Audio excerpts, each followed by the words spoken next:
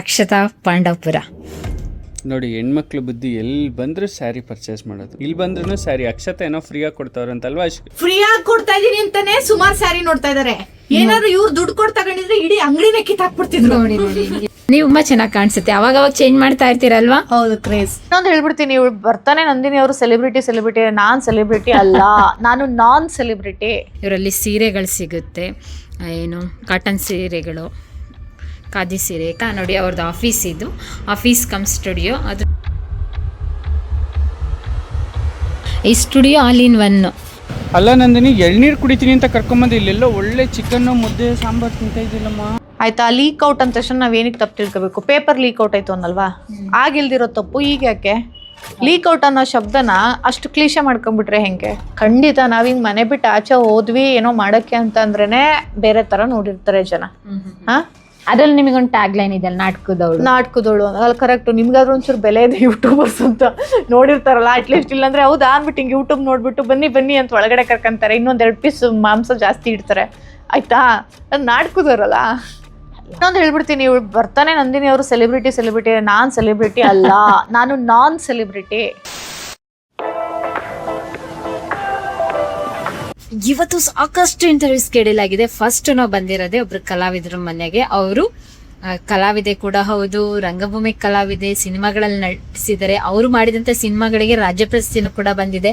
ಅದ್ರ ಜೊತೆಗೆ ಅವ್ರದೇ ಆದಂಥ ಉದ್ಯಮನ ಮಾಡ್ತಾ ಇದ್ದಾರೆ. ಅದರಲ್ಲೂ ಕೂಡ ವಸ್ತ್ರ ವಿನ್ಯಾಸವನ್ನು ವೆರೈಟಿ ಆಗಿ ತಯಾರು ಮಾಡ್ತಾ ಇದ್ದಾರೆ. ಅದ್ರ ಜೊತೆಗೆ ಪುಸ್ತಕಗಳನ್ನು ಬರೆದಿದ್ದಾರೆ.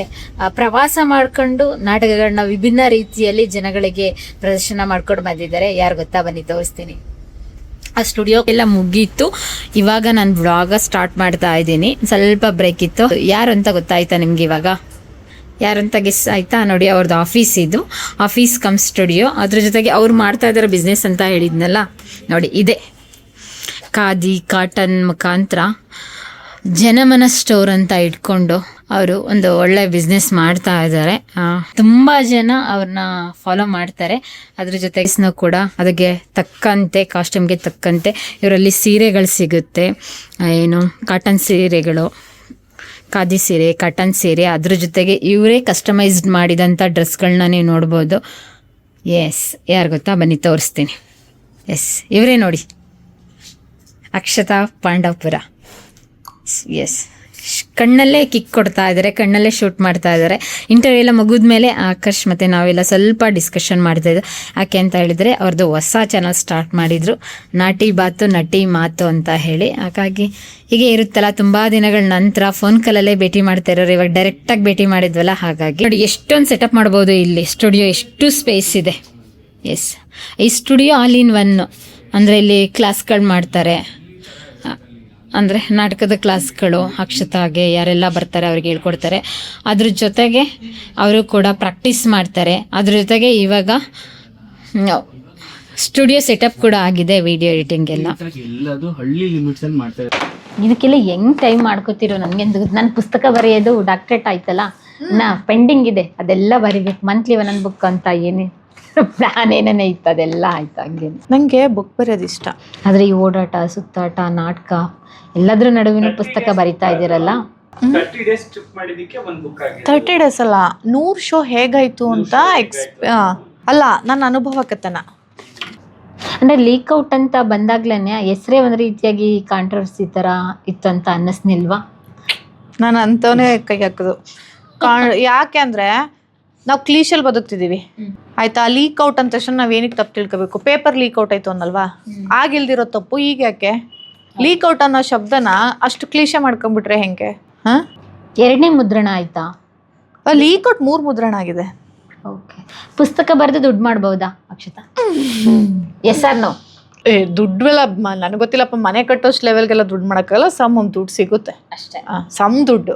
ಆದರೆ ನಾನು ಸಮ್ ದುಡ್ಡನ್ನ ನಾನು ಸರ್ಕಾರಿ ಶಾಲೆಗೆ, ಪುಸ್ತಕನ ನಾನು ಸರ್ಕಾರಿ ಶಾಲೆಗೆ ಅಂತಾನೆ ಮುಂದಿನ ದಿನಗಳಲ್ಲಿ ಬರೆಯೋ ಬುಕ್ಕಲ್ಲೂ ಒಂದಿಷ್ಟು % ಸರ್ಕಾರಿ ಶಾಲೆಗೆ ಕೊಡೋದು ಅಂತ. ಇವಾಗ ಲೀಕ್ಔಟ್ ಪುಸ್ತಕದಿಂದ ಎಷ್ಟು ನಿಮಗೆ ಲಾಭ ಬಂತು?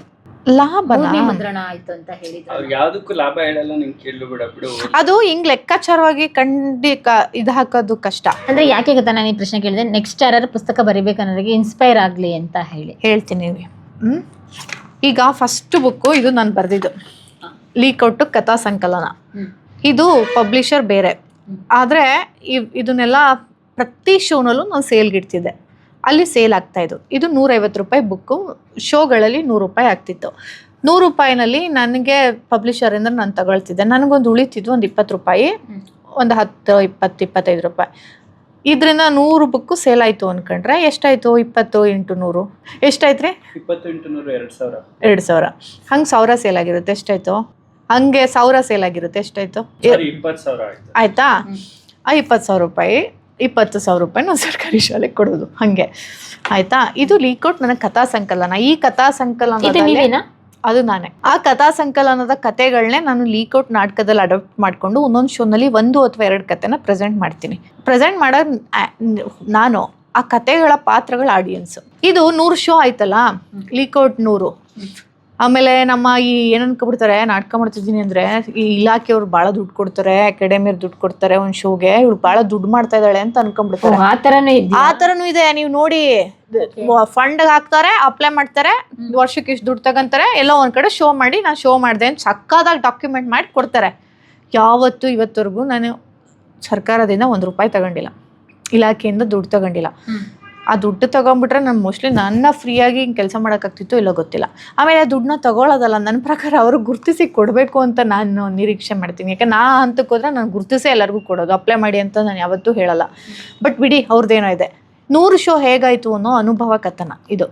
ಲೀಕೌಟ್ 100 ಶೋ ಆಗಿದ್ದ ಪ್ರತಿಯೊಂದು, ನಾನು ಯಾವ ಹಳ್ಳಿಗೆ ಹೋಗಿದ್ದೆ ಅಂದರೆ ಪ್ರತಿಯೊಂದೂ ಕೂಡ ಬರೆಯೋಕ್ಕಾಗಿಲ್ಲ. ಒಂದು ಪುಸ್ತಕಕ್ಕೆ ಏನು ಬೇಕು ಮೆಟೀರಿಯಲ್ ಇಟ್ಕೊಂಡು ಯಾವ ಹಳ್ಳಿಗೆ ಹೋದೆ, ಎಲ್ಲಿ ನಷ್ಟ ಆಯಿತು, ಯಾರು ದುಡ್ಡು ಕೊಡೋದೆ, ಆಟಾಡ್ಸಿದ್ರು ಯಾರು, ಎಲ್ಲಿ ಅವಮಾನ ಆಯಿತು, ಎಲ್ಲಿ ತುಂಬ ಇನ್ನೂ ಎಷ್ಟು ಜನದ ಬಾಂಧವ್ಯ ಎಲ್ಲಿ ಜಾಸ್ತಿ ಆಯಿತು ಅನ್ನೋದನ್ನ, ಇನ್ನೂ ಆ ಪ್ರಯೋಗ ಕಟ್ಟಲಿಕ್ಕೆ ಕಾರಣ ಏನು, ಮೆಥಡ್ ಏನು, ಯಾವ ವರ್ಕ್ಶಾಪ್ ಅಟೆಂಡ್ ಮಾಡಿದ್ದೆ, ಅದೆಲ್ಲ ಇದೆ ಇದರಲ್ಲಿ. ಇದು ವೀರಲೋಕ, ರುಚಿಗೆ ತಕ್ಕಷ್ಟು 7 ಮಸಾಲೆ ಕತೆಗಳಿದ್ದಾವೆ. ಆ 7 ಕತೆಗಳಲ್ಲೂ ಫುಡ್ಡೇ ಹೀರೋ. ಅದರ ಕತೆ ಅಂದರೆ ಹೆಣ್ಣು ಮಕ್ಕಳು ಇದ್ದಾರೆ ಜಾಸ್ತಿ. ಇದು ವೀರಲೋಕ ಪುಸ್ತಕಾಲಯದಲ್ಲಿ ಸಿಗುತ್ತೆ, ನಂಬರ್ ಇದೆ, ಅವ್ರಿಗೆ ಕಾಲ್ ಮಾಡಿದ್ರೆ ಇದು ಲೀಕೌಟ್ ಎಲ್ಲ ಅವರೇ ಕೊಡ್ತಾರೆ. ಇದು ಇತ್ತೀಚೆಗೆ ಬಿಡುಗಡೆ ಆಗಿದ್ದು. ಓಕೆ, ಅವಮಾನ ಆಯ್ತು ಅಂತ ಹೇಳಿದ್ರಲ್ಲ, ಹೇಗೆ, ಏನು ಎಕ್ಸಾಂಪಲ್ ಯಾವ್ದಾದ್ರು ಒಂದು ಶೇರ್ ಮಾಡ್ಕೊಬಹುದು? ಈಗ ನೀವು ಎಲ್ಲ ಕಡೆ ಹೋಗ್ತಿರಲ್ಲ, ನಿಮ್ಮಲ್ಲಿ ಎಲ್ಲರೂ ಸಖತ್ತಾಗಿ ವೆಲ್ಕಮ್ ಏನು ಮಾಡಿರಲ್ಲ, ನಿಮಗೂ ಅವಮಾನ ಆಗಿರುತ್ತೆ ಖಂಡಿತ. ನಾವಿಂಗ್ ಮನೆ ಬಿಟ್ಟು ಆಚೆ ಹೋದ್ವಿ ಏನೋ ಮಾಡೋಕ್ಕೆ ಅಂತಂದ್ರೇನೆ ಬೇರೆ ಥರ ನೋಡಿರ್ತಾರೆ ಜನ. ಹಾಂ, ಅದ್ರಲ್ಲಿ ನಿಮಗೊಂದು ಟ್ಯಾಗ್ ಲೈನ್ ಇದೆ, ನಾಟಕದವಳು ಅಲ್ಲಿ ಕರೆಕ್ಟು. ನಿಮ್ಗಾದ್ರೂ ಒಂಚೂರು ಬೆಲೆ ಇದೆ, ಯೂಟ್ಯೂಬರ್ಸ್ ಅಂತ ನೋಡಿರ್ತಾರಲ್ಲ, ಅಟ್ಲೀಸ್ಟ್ ಇಲ್ಲಾಂದ್ರೆ ಹೌದಾ ಅಂದ್ಬಿಟ್ಟು ಹಿಂಗೆ ಯೂಟ್ಯೂಬ್ ನೋಡ್ಬಿಟ್ಟು ಬನ್ನಿ ಅಂತ ಒಳಗಡೆ ಕರ್ಕೊಂತಾರೆ, ಇನ್ನೊಂದು 2 ಪೀಸ್ ಮಾಂಸ ಜಾಸ್ತಿ ಇಡ್ತಾರೆ, ಆಯ್ತಾ? ಅದು ನಾಟಕದವರಲ್ಲ, ಹಂಗೇನಿಲ್ಲ, ಮ್ಯಾಕ್ಸಿಮಮ್ ಬೆಲೆ ಕೊಟ್ಟಿದ್ದಾರೆ ನಾಟಕ. ಆತರ ಏನಿಲ್ಲ, ಆತರ ಏನಾದ್ರು ಆಯ್ತಾ ಅಂತ ಕೇಳಿದೆ ಅಷ್ಟೇ. ತುಂಬಾ ಆಗಿದೆ. ಆ ಬುಕ್ ಓದಿ, ಆ ಥರದ ಕಷ್ಟ ನಷ್ಟಗಳು ಆಗಿರೋದ್ರ ಬಗ್ಗೆ ಏನೋ ನಿಮ್ಗೆ ಗೊತ್ತಾಗ್ಬೇಕು. ಈ ಬುಕ್ ಓದಬೇಕು ಅಂದ್ರೆ ಅವ್ರಿಗೆ ಮೆಸೇಜ್ ಹಾಕಿ ನಿಮ್ಮ ಪುಸ್ತಕ ತಲುಪಿಸ್ತೀವಿ. ಎಲ್ಲ ವೀರಲೋಕ ಪಬ್ಲಿಕೇಶನ್ ಇಲ್ಲ ವೀರಲೋಕ ಇದು ಬೇರೆ. ಇದು ನಾನು ಫಸ್ಟ್ ಪಬ್ಲಿಷ್ ಮಾಡಿದ್ದು.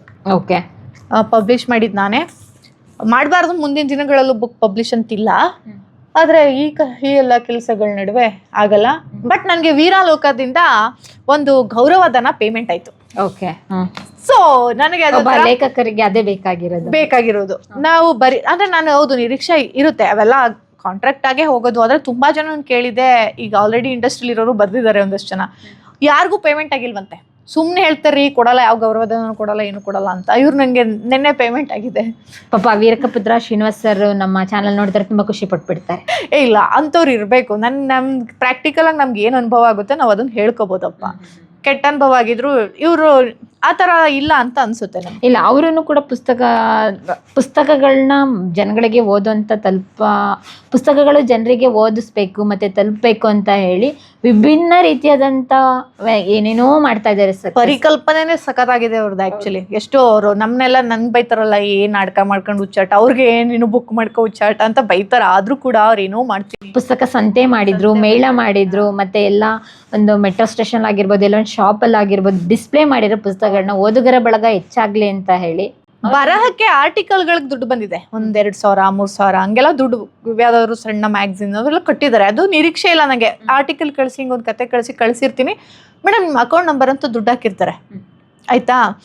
ಆಮೇಲೆ ಇದಿದೆಯಲ್ಲ, ಪುಸ್ತಕಕ್ಕೆ ಒಂದು 10% ಗೌರವಧನ ಅಂತ ಅಗ್ರಿಮೆಂಟ್ ಆಗಿರುತ್ತಲ್ಲ, ಆ ಹಣ ಬಂದಿದ್ದು ಮೊದಲು. ಓಕೆ, ನೆಕ್ಸ್ಟ್ ಸಾಕಷ್ಟು ಪುಸ್ತಕಗಳನ್ನ ಬರೀರಿ. ಬರ್ತೀವಿ ಇನ್ನೊಮ್ಮೆ ನಿಮ್ಮ. ಥ್ಯಾಂಕ್ ಯು, ಖುಷಿ ಆಯ್ತು ನಂದಿನಿ ಬಂದದ್ದು. ಅಂದ್ರೆ ನೀವು ಈ ಬಿಸಿ ಲೈಫಲ್ಲೂ ನನಗೆ ಗೊತ್ತು ನಿನ್ನೆ ಸಂವಾದ ಇತ್ತು, ನಾಳೆ ಮತ್ತೆ ನಿಮ್ ಪ್ರದರ್ಶನ ಇದೆ. ನಾಟಕ ಇತ್ತು, ಎಲ್ಲ ಇದ್ರ ನಡುವಿನೂ ನಮಗೆ ಬಿಡು ಮಾಡ್ಕೊಂಡು ಆಯ್ತು ಬನ್ನಿ ಅಂತ ಹೇಳಿರಿ. ನಿನ್ನೆ ನಾಟಕ, ನಾಳೆ ನಾಟಕ ಅಕಾಡೆಮಿ ಸಂವಾದ. ಹೆಂಗಿರುತ್ತೆ ನೋಡಿ ಸೆಲೆಬ್ರಿಟೀಸ್ ಲೈಫ್. ಅದ್ರಲ್ಲಿ ಇನ್ನೊಂದು ಹೇಳ್ಬಿಡ್ತೀನಿ, ಇವಳು ಬರ್ತಾನೆ ನಂದಿನಿ ಅವರು ಸೆಲೆಬ್ರಿಟಿ, ನಾನ್ ಸೆಲೆಬ್ರಿಟಿ ಅಲ್ಲ, ನಾನು ನಾನ್ ಸೆಲೆಬ್ರಿಟಿ. ನಾನು ಸಾಮಾನ್ಯ ಸಾಧಾರಣ ಹೆಣ್ಮಗಳು, ಕಲಾವಿದಳು, ಬೇರೆ ತರದ ಹುಚ್ಚಾಟ ಮಾಡ್ಕೊಂಡು ಎಲ್ಲರ ಜೊತೆ ಬೆರೆತ್ಕೊಂಡು ಇರುವಂತವಳು. ನಾನು ಸೆಲೆಬ್ರಿಟಿ ಅಲ್ಲ, ಕಲಾವಿದೆ. ಯಾಕೆಂದ್ರೆ ನನ್ನ ಪ್ರಕಾರದ ಸೆಲೆಬ್ರಿಟಿ ಅಣ್ಣವರು, ಡಾಕ್ಟರ್ ರಾಜ್ಕುಮಾರ್ ಅವರು ಮತ್ತಿತರರು. ನಾನು ಯಾರಾದ್ರೂ ಬಂದೆ ನಾನು ಸೆಲೆಬ್ರಿಟಿ ಅಂತ ನಾನು ಅವ್ರಿಗೆ ಸೆಲೆಬ್ರಿಟಿ ಅಂದ್ಕೊಂಡು ಅವ್ರನ್ನ ಟ್ರೀಟ್ ಮಾಡಲ್ಲ. ಕಾಮನ್ ಆಗಿ ಸಾದಾ ಸೀದಾ ಹೆಣ್ಮಗಳು, ಸಾದಾ ಸೀದಾ ಸವಿಸ್ತಾರ ಹೆಣ್ಮಗಳು. Thank you Akshat. Thank you. Interview ಮುಗೀತು, ಇವಾಗ ಜನಮನ ನೋಡೋಣ ಬನ್ನಿ. ಜನಮನ ತೋರಿಸ್ತೆ ನಮ್ಮ ಆಡಿಯನ್ಸ್ಗೆ. ಅಕ್ಷತಾ ನೀವು ತುಂಬಾ ಚೆನ್ನಾಗಿ ಕಾಣಿಸುತ್ತೆ, ಅವಾಗ ಚೇಂಜ್ ಮಾಡ್ತಾ ಇರ್ತೀರಲ್ವಾ? ಹೌದು, ಕ್ರೇಜ್ ಅಂದ್ರೆ ನಿಮ್ ಮುಖ ಸಣ್ಣದಾಗಿದ್ರು ಅದು ತುಂಬಾ ದೊಡ್ಡದಾಗಿ ಕಾಣಿಸುತ್ತೆ. ನನ್ಗೆ ಯಾವ್ದು ಇಷ್ಟ ಆಯ್ತು ಗೊತ್ತಾ ಜನಮನದಲ್ಲಿ? ಅದೇ ಶಾಲ್ ತರ ಇದೆಯಲ್ಲ, ಕೌದಿ. ಎಷ್ಟದು? ಕೌದಿ ಅದು 1600. ಅಬ್ಬಬ್ಬ, ಕಾಸ್ಟ್ಲಿ. ಇಲ್ಲಪ್ಪ, ಅದು ಹ್ಯಾಂಡ್ಲೂಮ್, ಹಿಂದೆಗಡೆ ರಿವರ್ಸ್ ಎಸ್. ಇದು ಸೇಲ್ಗಿರಲ್ಲ, ಯಾಕೆಂದ್ರೆ ಒಂದೊಂದು ಸ್ಯಾಂಪಲ್ ಇಟ್ಟಿರ್ತೀನಿ. ಎಲ್ಲ ಖಾಲಿ ಆದ್ಮೇಲೆ ಒಂದೊಂದುನ ಸುಮ್ನೆ ಸ್ಯಾಂಪಲ್ ಇಟ್ಕೊಂಡಿರ್ತೀನಿ. ಈಗ ತೋರ್ಸೋದು ಬೇಕು ಅಂದ್ರೆ ಆರ್ಡರ್ ಮಾಡೋದು, ಇಲ್ಲಾಂದ್ರೆ ನಾ ಅಲ್ಲೇ ಡಿಸೈನರ್ ಮರ್ತ್ ಬಿಟ್ಟಿದ್ರೆ ಇದು ನೋಡಿ ಹಿಂಗಿತ್ತು, ಇದೇ ತರ ಮಾಡ್ಬೇಕು ಅನ್ನೋ ತರ. ನೋಡಿ ಅಕ್ಷತಾ ಅವ್ರದ್ದು ಕಸ್ಟಮೈಸ್ಡ್ ಕಾಸ್ಟ್ಯೂಮ್ ನಾವಿಲ್ಲಿ ನೋಡ್ಬೋದು. ಇದರಿಂದ ನೆಕ್ಸ್ಟ್ ಇಂಟರ್ವ್ಯೂಗೆ ರೆಡಿ ಆಗಬೇಕು. ಹಾಗಾಗಿ ಮನೆಗೆ ಹೊರಡ್ತಾ ಇದ್ದೀವಿ. ಊಟ ಮಾಡ್ಕೊಂಡು ನೆಕ್ಸ್ಟ್ ಇಂಟರ್ವ್ಯೂಗೆ ರೆಡಿ ಆಗಬೇಕು. ಅಲ್ಲಿಂದ ದಾವಣಗೆರೆ, ಚಿತ್ರದುರ್ಗ, ಶಿವಮೊಗ್ಗ ಟ್ರಾವೆಲಿಂಗ್ ಮಾಡಬೇಕು. ಓಕೆ. ನೋಡಿ ಹೆಣ್ಮಕ್ಳು ಬುದ್ಧಿ ಎಲ್ಲಿ ಬಂದರೂ ಸ್ಯಾರಿ ಪರ್ಚೇಸ್ ಮಾಡೋದು. ಇಲ್ಲಿ ಬಂದ್ರೂ ಸ್ಯಾರಿ. ಅಕ್ಷತಾ ಏನೋ ಫ್ರೀಯಾಗಿ ಕೊಡ್ತಾವ್ರಂತಲ್ವಾ? ಅಲ್ವಾ ಅಕ್ಷತಾ? ಫ್ರೀಯಾಗಿ ಕೊಡ್ತಾ ಇದೀನಿ ಅಂತಾನೆ ಸುಮಾರು ಸ್ಯಾರಿ ನೋಡ್ತಾ ಇದಾರೆ. ಏನಾದ್ರು ಇವ್ರು ದುಡ್ಡು ಕೊಟ್ಟು ತಗೊಂಡಿದ್ರೆ ಇಡೀ ಅಂಗಡಿನೇ ಕಿತ್ತಾಕ್ಬಿಡ್ತಿದ್ರು. ನೋಡಿ ಯಾವ ತಗೊಳ್ಳಿ ಆಕಾಶ್? ನೀನು ಯಾವ್ದು ಬೇಕಾದ್ರೂ ತಗೊಳಮ್ಮ. ವ್ಲಾಗಲ್ಲಿ ತಮ್ಮನೇಲಿ ಕೊಡೋಕ್ಕಾದ್ರೂ ಒಂದು ಸೀರೆ ತಗೋ, ಇಲ್ಲಿ ಓಲಿ. ಇದೆಲ್ಲ ನಿಮ್ಮ ಕಾಸ್ಟ್ಯೂಮ್ಸ್ ಅನ್ಸುತ್ತಲ್ವಾ ಅಕ್ಷತಾ? ಅಲ್ಲ, ಅದು ಸೇಲ್ಗೆನಾ? ಓ, ಅಂದ್ರೆ ಈಗ ಏನಂದ್ರೆ ನಾನು ಇಲ್ಲೇ ರೆಡಿ ಆಗ್ಬೇಕಲ್ಲ ಬ್ಲಾಗ್ಗೆ. ಓ ಹಾಗೆ, ಅದಕ್ಕೆ ಇಲ್ಲೇ ಇಟ್ಬಿಟ್ಟಿದ್ದೀರಾ. ಚೆನ್ನಾಗಿದೆ ಅಲ್ಲ? ಚೆನ್ನಾಗಿದೆ. ಇದೇ ನಾನು ಕೇಳಿದ್ದು. ಇದು ಈ ಥರದ್ದು ಅಸೆ ಚಿತ್ರ ಇದೆಯಲ್ಲ, ಈ ಥರದ್ದು ನನ್ನ ಫೇವ್ರೆಟ್ ಸ್ಯಾರಿ ನೋಡಿ. ಡಿಸೈನರ್ ವೇರ್ಸಲ್ಲಿ ನಾನು ಇಷ್ಟಪಡುವಂಥ ಸ್ಯಾರೀಸು. ಆಕಾಶಕ್ಕೋಸ್ಕರ ತಗೊಳ್ತಾ ಇದೀನಿ. ಇಲ್ಲ ನೀವಂತೂ ಬಿಡಿ ಮೇಡಮ್, ನೀವು ಸೆಲೆಬ್ರಿಟಿ. ಮತ್ತೆ ನೀವು ಬಿಡಿ ಮೇಡಮ್, ನಿಮಗೆ ಎರಡ ಸಾಕಾಗಲ್ಲ, ನಿಮ್ಗೊಂದು 10-12 ಇರಬೇಕು ಡೈಲಿ. ನಂದು ಕಪ್ಪಲ್ಲೇ ನನ್ನ ಕಲೆಕ್ಷನ್ಸ್ ಏನಿಲ್ಲ ಅಂದ್ರೂ ಒಂದು ಮಿನಿಮಮ್ 100 ಇದೆ. Thank you so much. Actually ಇವತ್ತೇ ಜಾಸ್ತಿ ಮಾತಾಡಿಲ್ಲ, ಎಲ್ಲ ಬರೀ ಮಾತಾಡ್ತಿರ್ತೀನಿ. ಹೌದಾ? ಇದಕ್ಕೆ ಆರ್ಟ್ ವರ್ಕ್ ಅಂತಾರ, ಕಲಂಕಾರಿ ಅಂತಾರೆ, ಏನ್ ಹೇಳ್ತಾರೆ? ವರ್ಲಿ ನೋಡಿ ನಮ್ಗೆ ಅಸೆ ಚಿತ್ರಗಳು. ಇದು ಎಲ್ಲಿ ಗೊತ್ತಾ? ನಾನು ನೋಡ್ಬಿಟ್ಟು ಅಸೆ ಚಿತ್ರ ಅಂತ ಜ್ಞಾಪಿಸ್ಕೊಂಡ್ ಕೇಳಿದ್ದು ಶಿವಮೊಗ್ಗ. ಅಲ್ಲಿ ಒರಿಜಿನಲ್, ಆಕ್ಚುಲಿ ಅಲ್ಲಿ ಅಸೆ ಚಿತ್ರ ಪೇಂಟರ್ಸ್ ಇದಾರೆ, ವರ್ಲಿ ಪೇಂಟರ್ಸ್. ಸಕ್ಕತ್ತಾಗಿ ಪೇಂಟ್ ಮಾಡ್ತಾರೆ. Thank you. ಅಕ್ಷತಾ, ಏನ್ ಅಷ್ಟುದ್ದ ನಾಮ ಇಟ್ಬಿಟ್ಟಿದ್ದೀರಾ ಈ ಫೋಟೋದಲ್ಲಿ? ಅದಂಗೆ ಸ್ಟೈಲ್. ನೀವೇನೇ ಮಾಡಿದ್ರು ಒಂದ್ ಸ್ಟೈಲ್ ಅಲ್ಲ? ಹೀರೋಯಿನ್ಗಳು ಏನ್ ಮಾಡಿದ್ರು ಅದೊಂದ್ ಸ್ಟೈಲ್. ನನ್ಗೆ ಯಾವ ಫಿಲಿಮಲ್ಲೂ ಹೀರೋನೇ ಇಲ್ಲ. ಅಯ್ಯಯ್ಯೋ. ಹಾಡುಗಳೇ ಇಲ್ಲ, ಮೇಕಪ್ಪು ಇಲ್ಲ, ಹಾಗೆ ಒಂದ್ ಸಿನಿಮಾದಲ್ಲೂ ಇಲ್ವಾ? D glam. ಅಯ್ಯೋ, ಎಂತ ನತದೃಷ್ಟವಂತೆ. ಆದ್ರೂ ಒಳ್ಳೆ ಸಿನಿಮಾ, ಕತೆನೇ ಹೀರೋ. ಸ್ಟೇಟ್ ಅವಾರ್ಡ್ ಬಂದಿದೆ ಆಯ್ತಾ, ಅಂತ ಕತೆ ಮತ್ತೆ ಸಿನಿಮಾನೇ ಹೀರೋ ಮಾಡ್ಕೊಂಡು. ಏನಿದು ಯುಗಾದಿ ಪುರಸ್ಕಾರ ನೋಡಿ. ಅಕ್ಷತಾ ಅವ್ರಿಗೆ ಬಂದಿರುವಂತಹ ಎಲ್ಲ ಅವಾರ್ಡ್ಗಳನ್ನು ಅಕ್ಷತಾ ಇಲ್ಲಿ ಅವ್ರ ಆಫೀಸ್ನಲ್ಲಿ ಕಂಪ್ಲೀಟಾಗಿ ಒಂದು ಕಡೆಯಿಂದ ಜೋಡಿಸಿಟ್ಟಿದ್ದಾರೆ. Complete awards. So madam, boss chair ನಿಮ್ದೇನಾ? ಅಕ್ಷತಾ, ಬಾಸ್ ಚೇರ್ ನಿಮ್ದೇನಾ? ಇದು ಬಾಸ್ ಚೇರ್ ಇಲ್ಲ, ಮತ್ತೆ ಚೆನ್ನಾಗಿರೋದು ಹಾಕಿಲ್ಲ, ನಾನು ಬೇಕು ಅಂತಾನೆ. ಊಟ ಕೊಡ್ಸಿಲ್ಲ, ಉಪವಾಸ ಕಳಿಸ್ತಾ ಇದ್ದೀರಾ? ಹಂಗ ನನಗೆ ನೀವು ತಿನ್ಬೋದು. ಇಬ್ರು ತಿನ್ನಿ, ಕುತ್ಕೊಂಡು ಇಬ್ರು ತಿನ್ನಿ. ಬನ್ನಿ ನಾವೇ ಊಟ ಕೊಡಿಸ್ತೀವಿ, ಹೋಗೋಣ ಊಟ ಮಾಡೋಣ. ಸೊ ಕಂಪ್ಲೀಟ್ ಆಗಿ ಈ ವಿಡಿಯೋದಲ್ಲಿ ನೀವು ನೋಡ್ಬೋದು ಜನಮನ ಸ್ಟೋರ್ನು ಕೂಡ ನೋಡಿದ್ವಿ. ಅದ್ರ ಜೊತೆಗೆ ಅಕ್ಷತಾ ಪಾಂಡವಪುರ ಜೊತೆ ನಾಟಿ ಬಾತು ವಿತ್ ನಟಿ ಮಾತು ಅನ್ನೋ ಕಾರ್ಯಕ್ರಮದಲ್ಲೂ ಭಾಗಿಯಾದ್ವಿ. ಅದ್ರ ಜೊತೆಗೆ ನಾವು ಕೂಡ ನಮ್ಮ ಚಾನೆಲ್ಗೆ ವ್ಲಾಗ್ಸ್ನ ಮಾಡಿದ್ವಿ. So complete Akshata Pandavapura life ಸ್ಟೋರಿನೂ ಒಂದು ಕಡೆ ನಮ್ಮ ಚಾನಲಲ್ಲೂ ಕೂಡ ರೆಕಾರ್ಡ್ ಆಯಿತು. ಸೊ ಅದನ್ನು ನೀವೇನಾದರೂ ನೋಡಬೇಕು ಅಂತಂದರೆ ನಮ್ಮ ಡಿಜಿಟಲ್ ಮಾಧ್ಯಮ ಯೂಟ್ಯೂಬ್ ಚಾನಲಲ್ಲಿ ಹೋಗಿ ಚೆಕ್ಔಟ್ ಮಾಡಿ.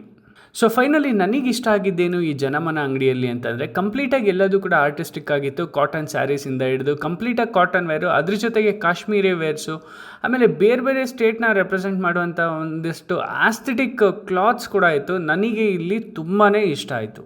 ಆ್ಯಂಡ್ ಎಲ್ಲ ಮುಗಿಸ್ಕೊಂಡು ಫೈನಲಿ ನಾವು ಹೊರಟಿದ್ದೆ ಊಟ ಮಾಡಿಕೊಂಡು ಬೇರೆ ಕಡೆ ಹೋಗೋಣ ಅಂತ ಹೇಳ್ಬಿಟ್ಟು. ಆ್ಯಂಡ್ ಇವತ್ತೇ ಇನ್ನೊಂದು ಶೂಟ್ ಇದೆ, ಸೊ ಹಾಗಾಗಿ ಬೇರೆ ಕಡೆ ಟ್ರಾವೆಲ್ ಮಾಡ್ತಿದ್ದೀವಿ. ಹೊಟ್ಟೆ ಎಸಿತಾ ಇತ್ತು. ನಂದಿನಿ ನೋಡಿ ರೋಡಲ್ಲಿ ಕುಕ್ಕುಂಬರ್ ತಿನ್ಕೊಂಡು ಅಲೆದಾಟ. ಆ್ಯಕ್ಚುಲಿ ಇಲ್ಲಿ ಎಳ್ನೀರು ಕುಡಿಯೋಣ ಅಂತ ಹೇಳಿ ಬಂದ್ವಿ. ಅಲ್ಲ ನಂದಿನಿ, ಎಳ್ನೀರು ಕುಡಿತೀನಿ ಅಂತ ಕರ್ಕೊಂಬಂದು ಇಲ್ಲೆಲ್ಲೋ ಒಳ್ಳೆ ಚಿಕನ್ನು ಮುದ್ದೆ ಸಾಂಬಾರು ತಿಂತ ಇದ್ದಿಲ್ಲಮ್ಮ. ಇದೆಲ್ಲ ನೋಡಿದ್ಮೇಲೆ ಎಣ್ಣೀರು ಹಾಕ್ಬೇಕು, ಅದಕ್ಕೆ ಇದನ್ನ ತಿನ್ನೋಣ ಅಂತ. ಹೆಂಗೆ ನಿಮ್ಮ ಚಾಯ್ಸ್ ನಂದಿನಿ ಅವ್ರೆ? ಆನೇನ್ ಹಾಕಿ ಸಕ್ಕತ್ತು.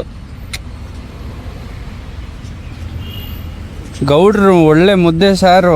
ಮಧ್ಯಾಹ್ನ ಊಟ, ಬೆಳಗ್ಗೆ ಅಷ್ಟೇ ಓಟ್ಸ್ ಎಲ್ಲ ತಿನ್ನಲಿಕ್ಕೆ, ಅದಕ್ಕೆ ಮುದ್ದೆ ಚಿಕನ್ ತಿನ್ನೋಣ ಅಂತ ತಗೊಂಡೆ. ಇಲ್ಲಿ ಕುಕ್ಕುಂಬರ್ ಇದೆ. ಆಕಾಶ್ ನಿಮ್ಗೇನ್ ಬೇಕು ತಗೊಳ್ಳಿ, ಕೊಡಿಸ್ತೀನಿ. ಸ್ನೇಹಿತರೆ, ಇವತ್ತಿನ ವ್ಲಾಗ್ ಇದಾಗಿತ್ತು. ಸೊ ನೆಕ್ಸ್ಟ್ ಡೇ ವ್ಲಾಗ್ ಏನು ನಡೀತು ನಮ್ಮ ಲೈಫಲ್ಲಿ ಅನ್ನೋದನ್ನು ಕಂಪ್ಲೀಟಾಗಿ ರೆಕಾರ್ಡ್ ಮಾಡಿ ಒಂದು ಕಡೆ ಹಾಕ್ತೀವಿ. ಸೊ ನೀವು ನೋಡ್ತಾ ಇರಿ, ಅದೇ ರೀತಿ ಸಪೋರ್ಟ್ ಮಾಡ್ತಾ ಇರಿ. ಸಬ್ಸ್ಕ್ರೈಬ್ ಮಾಡೋದನ್ನು ಮರಿಬಿಡಿ.